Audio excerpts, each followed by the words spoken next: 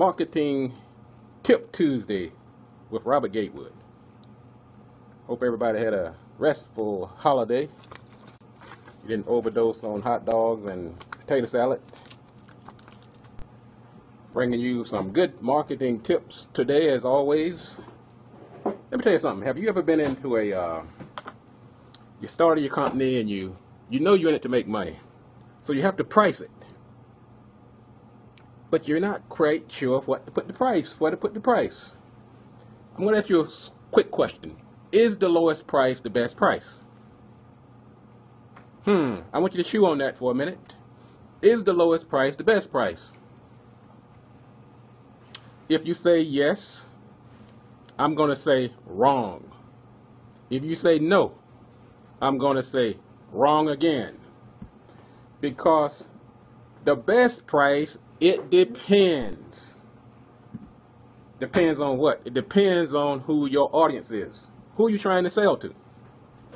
Now, if I'm trying to sell my product to somebody who places value on quality, then the lowest price just might scare the bejesus out of them. But at the same time, if I'm trying to reach an audience that is price conscious, then I have to keep that in mind. So the price is dependent upon some variables and some factors.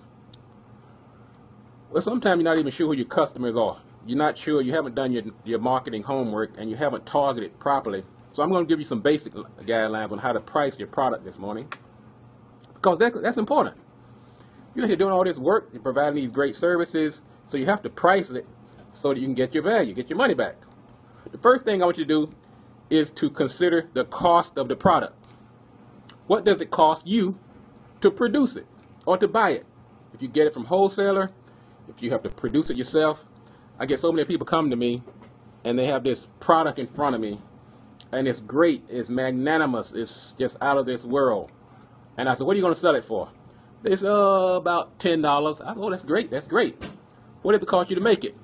Well, I spent about 3 hours making it, then it took another 4 hours to dry, had to deliver it to the client, had to wrap it up, but my cost was only $2. I said, oh, back up.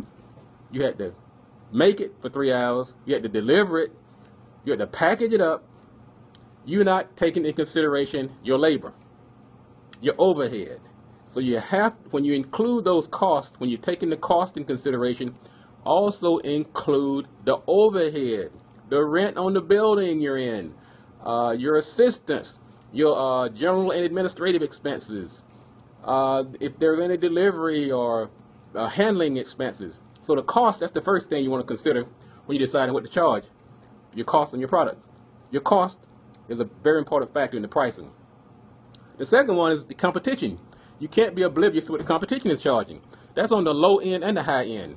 So if you're selling a car and the competition is selling that same car for $3,000, you can't sell it for $300. People are going to think something's wrong with it. At the same token, you can't sell it for $30,000. They're just not going to buy it because you're going to be overpriced. So you don't want to base it solely on the competition, but you have to consider what the competition is, because the competition kind of sets the norm. Look at the Bell's curve. You got the extremes on both ends, but right there in the middle where your competition is going to be, and that's where you want to be in that ballpark. And the last one is the customer's willingness to buy. You have to consider the customer's willingness to buy. What are they willing to pay for it? Forget what it costs you. Forget what the competition is. What is that comfort zone? What is that sweet spot that they're used to or accustomed to paying for this particular product of this particular caliber?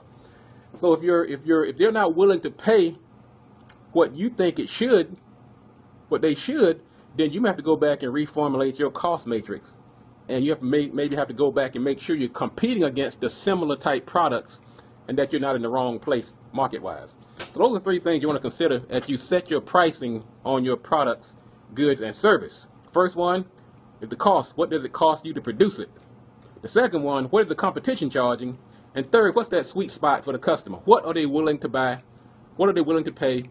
What are they accustomed to paying for a similar product? So, now, second thing we're going to talk about today is 5 ways to stay in business. So you started a business, and you're saying to yourself, wow, I don't want to be going out of business in a few days from now. So I want to make sure I'm doing the right things to stay in business. Well, here's 5 quick tips this morning on how to stay in business once you've started the business. The first one, man, I tell you, I shouldn't have to tell you this, but I really have to say it every time. You have to make money doing it. Man, you can be altruistic, human, kind. You can be philanthropic all you want to. But if that service is not making you some money, then eventually you're not going to be able to help anybody. You're not going to be able to do all the good things that you set out to do when you first started that company. So, first rule is to make money. And I don't mean in like a gouging people type of sense, but you got to cover your costs. You got to pay yourself. You got to pay your staff. You got to allow some money for customer service, follow up in case somebody decides you want to return or refund. You got to make money to stay in business. Otherwise, you're not going to last. You're not going to help anybody, including yourself. Second one, you got to treat your customers. This should be number one, but money in this one running neck and neck. You have to treat your customers as an asset. They're probably one of your biggest and most valuable assets. Forget about the trucks, the vans, the uniforms, the goodwill. The customers are your number one asset. Okay? Another one is treat mistakes as part of the process. You will make mistakes. Just as sure the sun rises in the east and sets in the west, you will make mistakes. Don't use it as an opportunity to throw in the towel. Use it as an opportunity to grow, to evolve, and to get better.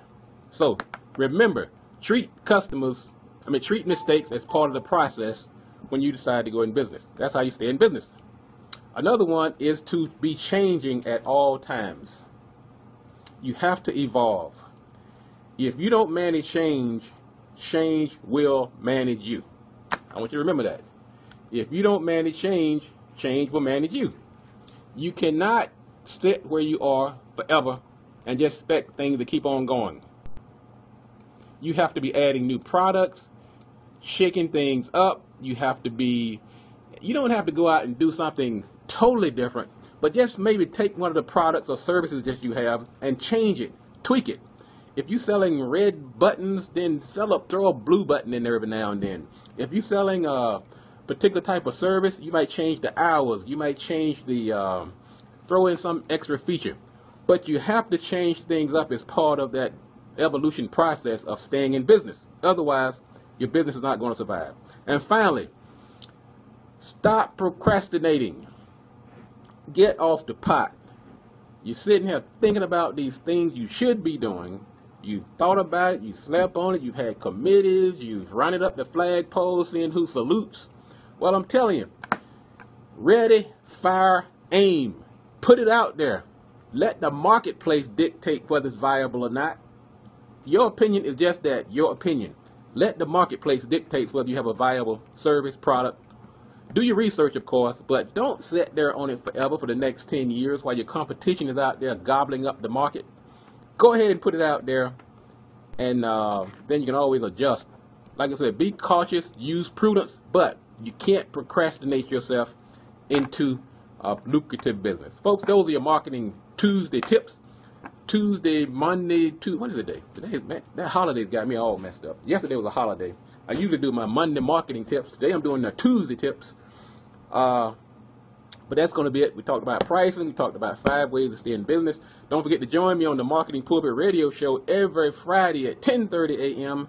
I'll be on the air over at Radio 1 coming up. I'll also do a pre-show at 9:30 on Friday morning.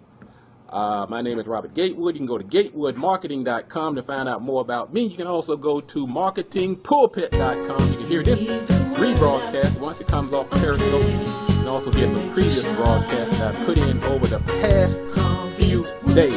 Thank you for listening. Thank you.